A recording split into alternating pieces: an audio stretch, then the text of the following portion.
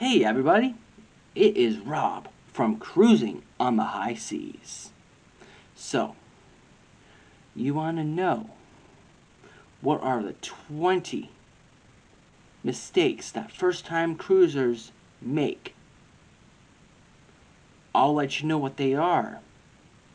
Plus 2 bonuses right after this.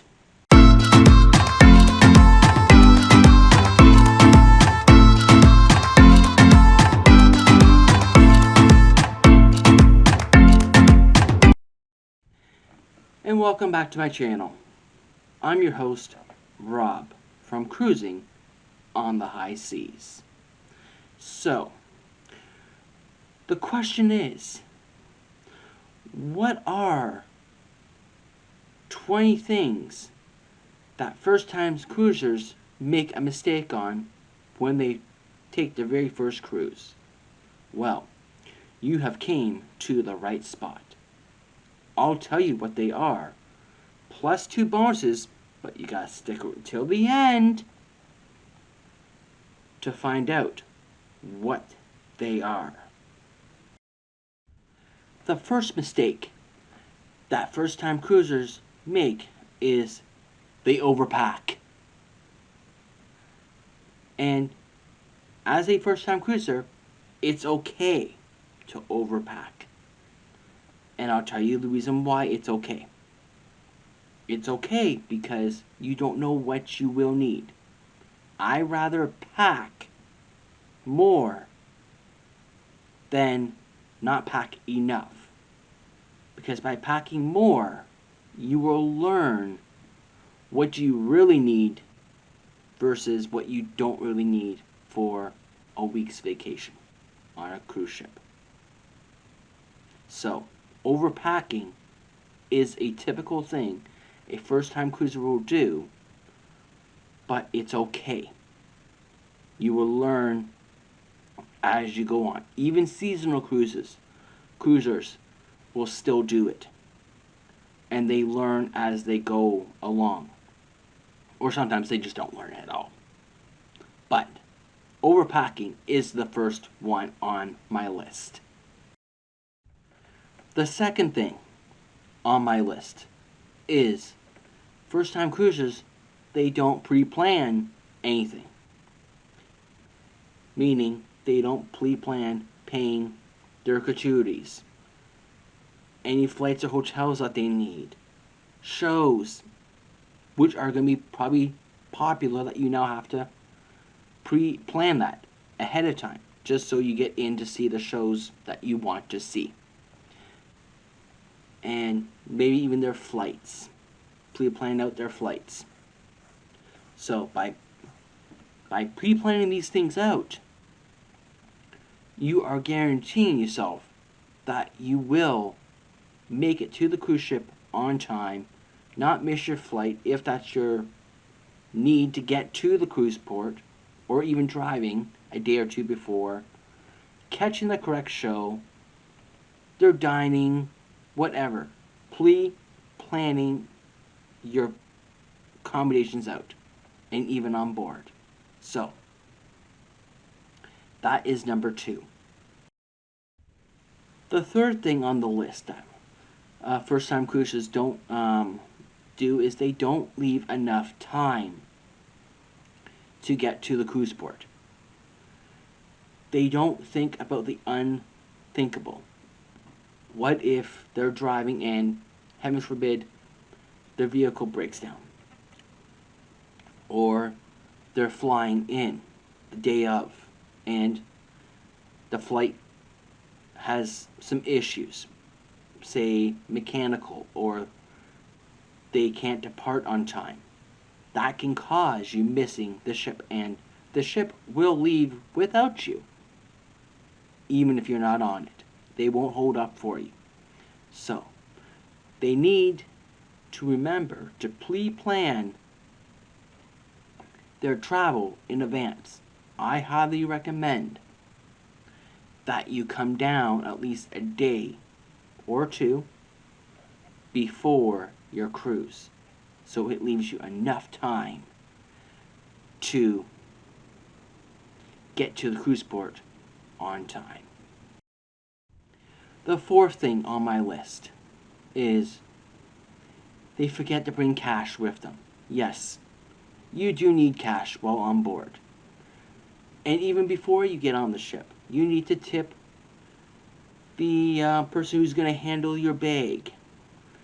You may want to tip some people on the ship, even though you have already prepaid. If not already, it will appear on your account at the end of the cruise, your gratuities. You might want to tip people, employees on the ship. And what about maybe when you go ashore? You may not want to use your credit card or debit card if that's what you're using on shore. Cash is always the best way. And if you are a gambler, cash is definitely the best way to go, because then you can control your bankroll and how much you are hopefully winning, but losing, I like to call donating to the casino. And you have more control of that than just charging it to your onboard account. Because by charging it to your onboard account, you don't really have a full control. You go, that's only another 10, 20, 40 bucks. Or even more. By cash, you can physically see it and hold it in your hands. So, don't forget your cash, because you will need it. At number 5, first-time cruisers, they don't know the rules. You gotta know the rules on the ship.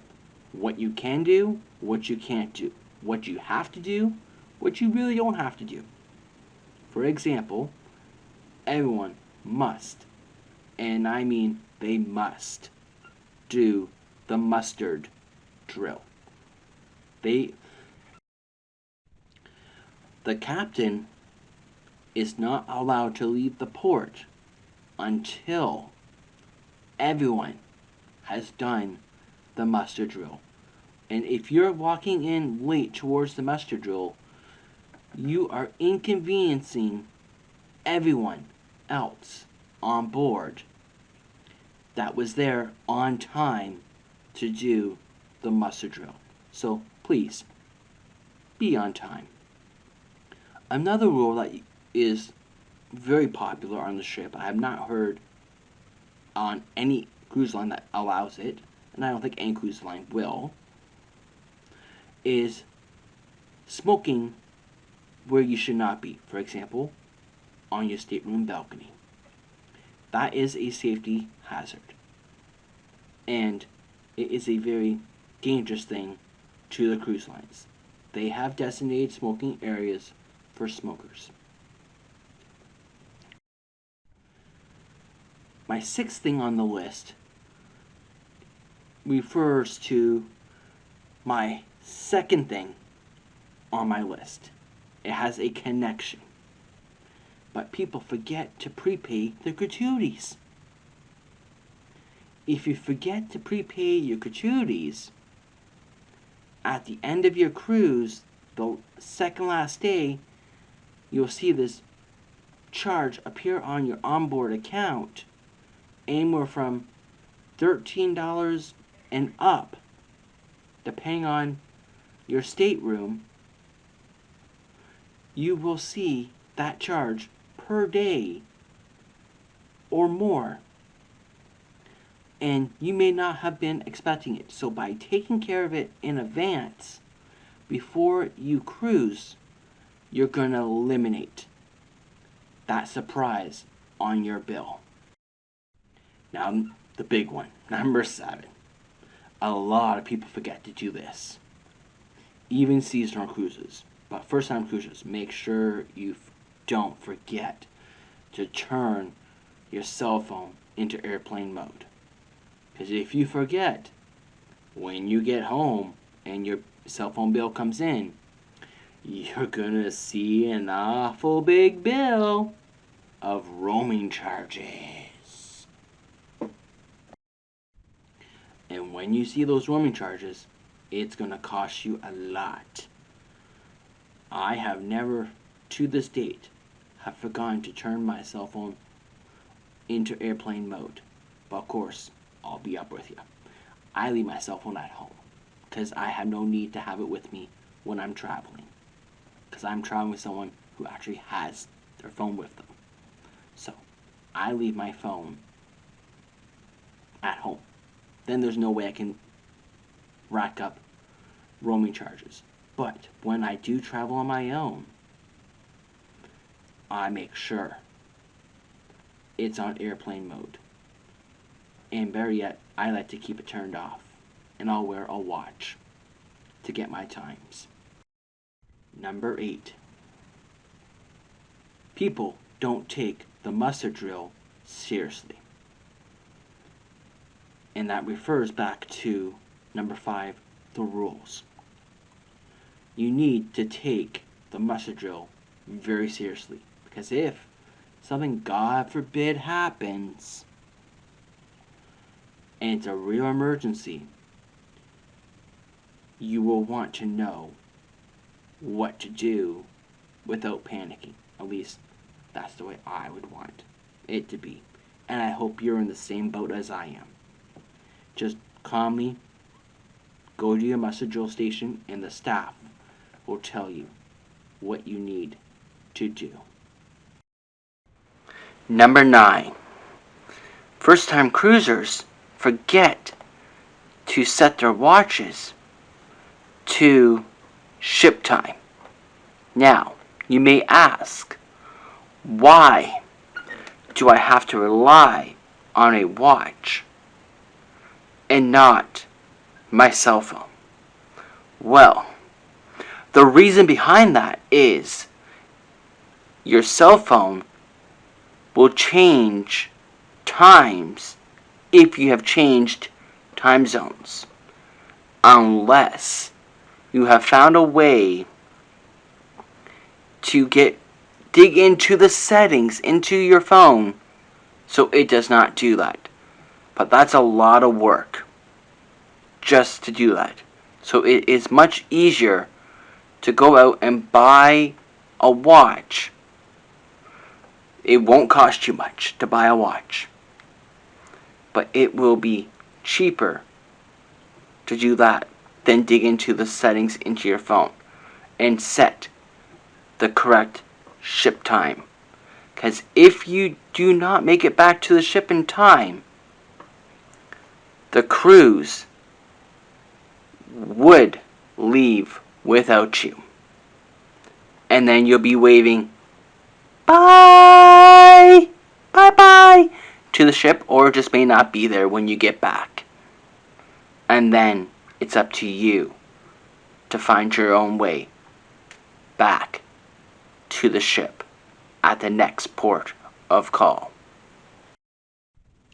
Number 10 has a two-part to it.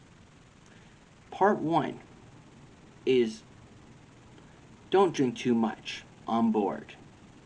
Because if you drink too much on board, you could be confined to your stateroom for a period of time, if not the rest of your cruise. And the cruise lines, they will shut off your onboard account. So, you cannot incur any other charges to your account. And they will deliver food to you. So it will not be an enjoyable cruise if you are confined to your cruise. And if you are a little above and beyond that, they take you down to the cruise slammer. Yes, they have a slammer on board the cruise jail. You don't want to be there. And the worst case, they may remove you from the ship at the next port of call at your expense and let you deal with the authorities at that port. So, let's not drink too much while on board. But now, what about off board? Well, that's number 2. You don't want to do that either off board either, because if you drink too much off board, you may risk yourself from losing track of time and then missing this ship. And if you're lucky enough and you have not missed that ship, and while you're walking on board, if you just can't hold yourself together for that couple of moments to get by security back on board, they'll pull you aside and they will confine you to your room or take you down to that slammer. And it will not be an enjoyable cruise at all for you. So, don't drink too much. Know your limits. My 11th thing on my list is overeating. I know. We pay good money just to cruise. But there's no need, or at least I hope there's no need, to overeat. There will always be lots and lots of food available. And if you want to eat more, just book another cruise. And you can go to the buffet or to the dining room and eat as much as you want, but be responsible for how much you eat. Don't make yourself like a food hog, I like to call it. So, let's not overeat too much on board. And if you feel you need to, like I said, just book another cruise. And then you will have a very enjoyable cruise, because if you overeat, you could get yourself very sick and you won't enjoy the cruise. As a little hint to number 12, the best thing to do is use a travel agent. And a travel agent will arrange to make sure you get the best location. But that's not the bonus here. That's just a little hint there. Number 13. First time cruisers, they like to book a lot of shore excursions while at port. Don't overbook yourself. Because by overbooking yourself, you will exhaustate yourself. And then when the evening comes around, you will be too tired to enjoy the nighttime activities. And let's be level up here. There are a lot of nice nighttime activities well on board. For example, the shows. I actually enjoy having a dinner and a show at nighttime. So, don't overbook yourself on shore excursions, because you're going to miss out on all the fun at nighttime. Coming in on my 14th item on the list is you packed your documents in your checked luggage. Man, that can be an issue getting on board. You will need them. So, I don't think I need to explain that too much. Put it in your carry-on luggage, because you will need it. Number 15. You forgot to get yourself traveler's insurance. Man, that is a huge mistake. And trust me, it can cost you a lot. Heavens forbid that you have a medical emergency while on board, because it's not cheap, especially if you have to be evac'd. Now, let's hold up there. Evac. You may ask, what is evac? Well, let me tell you what evac is. Evac is when they have to land a helicopter. Yes, a helicopter on the front of the ship. There is a helicopter pad at the front of the ship, and they have to put you in it to get you off the ship, and that costs a lot of money. So you want to make sure you have travel insurance and evac part of that policy. Heavens forbid, because it will cost you a lot more to have an emergency on board and be evac'd, heavens forbid, without having travel insurance than if you did.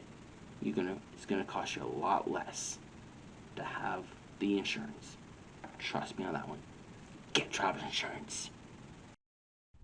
Number 60. First time cruisers, they like to get a lot of dishes. Well, how about let's only get one dish? And if you're still hungry, then order another one. Order a dish at a time, unless you know guaranteed that you will eat everything that you order. And there is no server, cruise line that will deny you any food. They will give you as much as you want. But don't order too much, because that is just wasting food. And that is a potential thing that could cause to raise cruise fares in the future. So, don't be a waster. Number 17. Some cruise lines have this policy, others don't. So, you need to know the rules if you are allowed to bring this on board. But don't bring wine or soda on board and try and see if you can sneak it on board. Trust me. The scanners, when they scan your bag, they will find it. So, don't try. Know the rules. If you're allowed to bring it, do it the proper way. But don't try sneaking on board. Just don't do it. It's not worth it. And the way how you'll know if they found it, you will get a note on your stateroom bed asking you to come up to pick up your luggage. And if you did what you were supposed to be doing and bring on what you are allowed to bring on, they will deliver to you. So if your luggage is not there, you know they found something that they have interest in, and you gotta go pick up your luggage and bring it to your room yourself. So just play by the rules. Bring what you're allowed to bring on, and you get your luggage brought to you. Don't stick stuff on board. The 18th thing that first-time cruisers tend to do is they overtip. They forget that they have already prepaid their tips. Or, if you haven't done that already, the tips are going to go at the end of the cruise onto your bill. And then you go, oh my goodness, I have overtipped. So, my recommendation I made was prepay your tips, your gratuities, while on board, and then just tip as you feel that person deserves it. So that is the one thing first-time cruisers do tend to make. So know how much you're really tipping, and don't overtip. The 19th on the list that first-time cruisers and even seasonal cruisers still do this. At least some do. They don't pre-plan out their day. There is a agenda that gets dropped off to your stateroom every night that tells you the agenda of what's going on board every single day. The 20th mistake that first-time cruisers typically make, and even sometimes even seasonal cruisers still do it, is they forget to call their card issuer, either from their bank or their credit card, wherever they are going to be using their card.